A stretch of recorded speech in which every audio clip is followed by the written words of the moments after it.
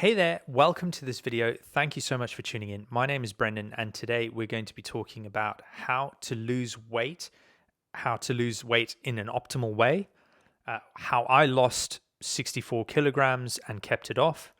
And more importantly, this is part of a 4-part series of videos that I'm recording to help people improve their metabolic functions, to improve their health overall, and as a resource for people out there so that they don't feel lost and confused and getting caught up in all the complexities of the diet world and the dietary advice out there.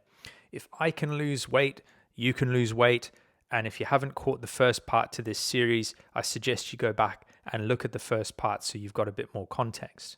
Today, I just thought I'd give you a brief introduction on my past with diet, what I've explored, what's worked really well, what hasn't worked really well. And then I will move into a resource that you can download at the link below in this video, and it will help you choose better food. It will help you improve your diet without the notion of having to be a slave to counting calories, without being a slave to hating your diet. The main thing is for you to actually enjoy the process of what you're doing rather than not enjoying it at all. My history with this is actually a number of things that have happened in the past.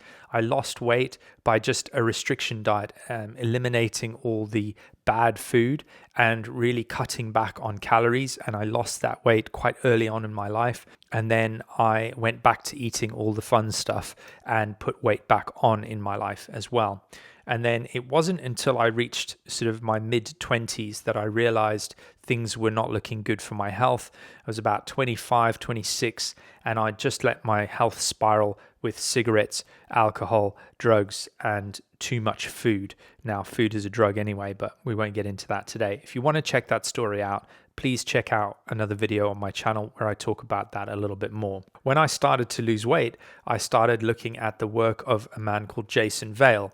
And Jason is a worldwide, well-known person who deals with health on a daily basis with juicing and creating fresh juices for people to drink. That catches a lot of heat in the fitness space. It catches a lot of heat in terms of a health space, and I won't get into that today, but it was a very good tool. It was a very good way for me to be introduced into changing my behaviors when it came to food and my food choices. And I actually saw some fantastic results using a couple of his plans because it is such a lost point in my life where I just didn't understand how to look after my health. And I still drink fresh juice every single day. I still make either a smoothie or a blend or a juice every single day as a result of that stuff that I learned from Jason, should I say. And it's just been an incredible experience. In fact, I was so lucky to go and meet him this year in June and July for my honeymoon. He was very kind, and there'll be a video coming out about that very soon. After working on my health and getting down to a good weight, I realized that there was more to nutrition than just, focusing on fresh, healthy foods all the time. I wanted to be a little bit more flexible with my life, wanted to be a bit more flexible with my diet, and I wanted to explore the sort of world of fitness a little bit more.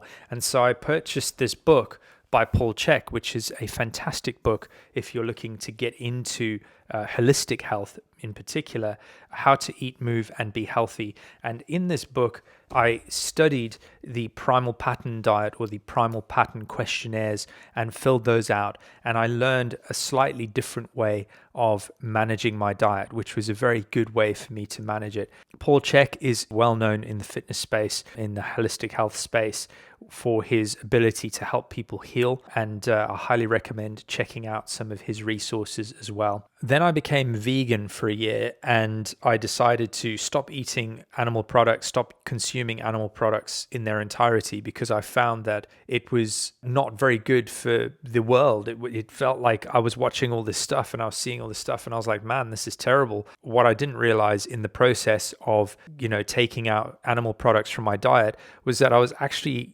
degrading my own health as a byproduct of that. And in reality, my most important person in my life is me. And I know animals need to be treated better. I feel like we overuse the planet as it is, but that just wasn't something that I found was sustainable for me, because I felt so unwell and I felt like I was losing my way back to the way that I was before by eating all the stuff that, vegan food is actually, for the most part, if it's mass produced as well, it's really unhealthy for you. So I moved away from that and I started working again back with the sort of principles from Paul Chek and Jason Vale about eating more fresh food and focusing on lean meats and lean proteins relative to my primal pattern diet questionnaires, which are in this book that I've just mentioned. I then went into Elliot Hulse, and Elliot has worked with Paul Chek on his own coaching business, and he's a holistic health practitioner himself. And Elliot did a fantastic segment or rational fasting manual, which I worked with quite intensely for a while. That was fantastic. It was really good. It enlightened me to the world of fasting and intermittent fasting. And at a certain point I got to with that was when the chronic pain kicked in, and I realized that fasting was no longer sustainable because it was forcing me into too much of a stress response. I then started looking at the world of Ray Peat and Kate Deering, who are very, very influential. Ray Peat unfortunately passed away this year, but his work is just incredible in terms of studying thyroid health and in studying how the human body reacts to certain foods. So I checked that out if I were you. And again, you've got the functional patterns hierarchy of needs, which is always good to check in on as well. So there's quite a lot of information there that I've been through on my own journey. I haven't done any advanced nutritional degrees. I have done precision nutrition level 1, and that was really good as well. So I have got a good understanding of diet and nutrition. Equally, I've got a lot of experience personally with things that work for me and that don't work for me. And off the back of that, I came up with this resource for you, which is my food chart. And I give this to clients when they need it. I don't give it to everybody straight away because not everybody is open to reading this kind of information and being able to take it on board. So this food chart will be available for you to download down below. And feel free to ask me any questions you like. When you download that, you'll have access to my email address. You can email me there. But essentially, what I want you to think about with this is a traffic light system. I don't try and go too complicated with things because I find a lot of people are stressed and struggling as it is, especially when they come to work with me. Let's just simplify things. Stick with, using this guideline. If you averaged out your performance in your diet over the course of a week, and you said that 100% was clean, fresh, organic produce or clean, fresh food that was well nurtured, that you were preparing for yourself, that you took the time to think about ahead of time to eat and prepare, and you knew the portion sizes were good and everything was great. 100% is perfectly clean, healthy. You lost a bit of weight using that. And then like 20% and down there is like you've eaten takeaways pretty much most of the week, or you've eaten out of a box, or you've not been paying attention to your diet at all. You take an assessment Monday to Sunday, and you say, where do I fit on that as an average? So if day 1 you were 100%, but then day 2 you slipped to 60%, and then day 3 you were back up at 100%, like what do those numbers tally up to over the course of a week? And then how does that work for you overall? Because if you're performing at a 60%, if you're performing at a 50% or less, you're never going to see change in your body. You're never going to see the changes necessary that I mentioned to help your chronic pain particularly, or to help your body and help your health overall, because you're just not tipping the scales. Like 60% these days, that may be a pass in schools because they've lowered the grades to just help people cope. But at the same time, it's not good enough to be excelling. It's not good enough to be functional. So if you average out your performance over the week, where is it at? And that's a good way for you to check in on things, okay? moving on from there, so what I prepared here was just a kind of a brief example for you of foods that fall within a realm that you should be focusing on, and then foods that fall outside of that realm and don't really make the grade when it comes to being healthy for you. What you might find is some oddities in there, like ice cream is in the green zone. Why? Well, that's because of the research and work that I've understood from Ray Peat and Kate Deering. Why is it that coffee is up towards the red end of the scale? Well, because my experience of coffee and caffeine is that not only is it highly addictive, but it doesn't serve me. It doesn't serve my body. It doesn't serve how I like to feel. So that is a question mark for me in a big way. And then you've got your alternative milks up here in the red. I personally, they're not that bad, but some of them have got so much crap in them now that it's like the concept is great. Like you could make your own almond milk, you could make your own cashew milk or whatever, but then you've also got to understand the role of polyunsaturated fats in your diet. And that's just very complicated. Like we don't want to get that complicated right now. We're trying to keep things simple. Eat from within the pyramid. Don't get overcomplicated with thinking about, are these bad? Are these good? Just think like generally having some grapes and some Brussels sprouts, maybe some dark chocolate, probably not a bad thing.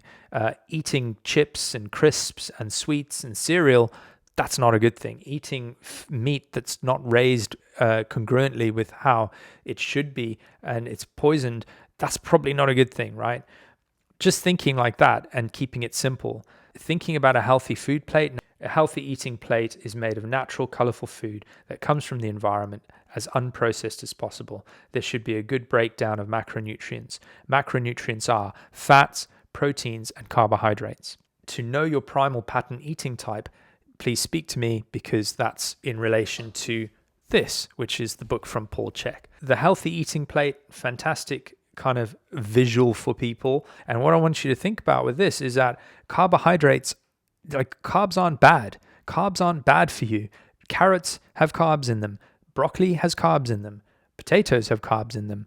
So when you're thinking about carbs, I don't want you to demonize carbs, because if you demonize carbs, you're demonizing vegetables, essentially. And you want to eat some vegetables. You want to eat some meat. You want to eat some fat. You want to eat some good protein in your life.